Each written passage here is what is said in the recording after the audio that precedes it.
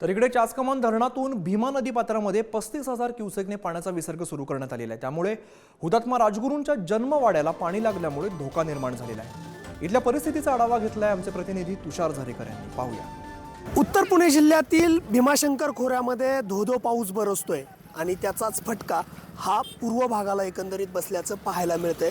पूर्व भागामध्ये भीमा असेल, भामा असेल, त्यानंतर इतर नद्यांचं अक्षरशः दुथडी भरून वाहताना एकंदरीत पाहायला मिळते। मी सध्या राजगुरुनगर परिसरात आहे आणि या राजगुरुनगर परिसरात जर आपण पाहिलं तर स्मशानभूमी असेल, इतर जी गावची इतर भूमिका आहेत ते खरं तर या पाण्यामध्ये गेल्याचं एकंदरीत पाहायला मिळतंय। राजगुरूंचा जो वाडा आहे तोही खरं तर त्या वाड्याला पाणी लागल्याचं एकंदरीत पाहायला मिळतंय।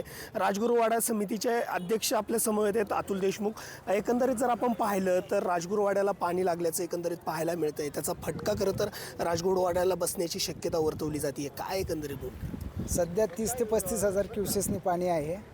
दरवर्षी वाड्याच्या भिंतीला 30-35,000 क्युसेसला पाणी लागतं।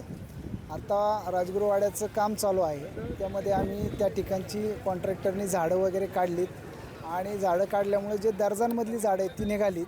त्यामुळे थोडी जरी भिंत कमकुवत झाली असली तरी आत्ताच्या पाण्याने एवढा फटका बसणार नाही, पण असंच पाऊस जर चालू राहिला तर मग ती धार मोठी होईल आणि त्या ठिकाणी त्या भिंतीला धोका पोचू शकतो।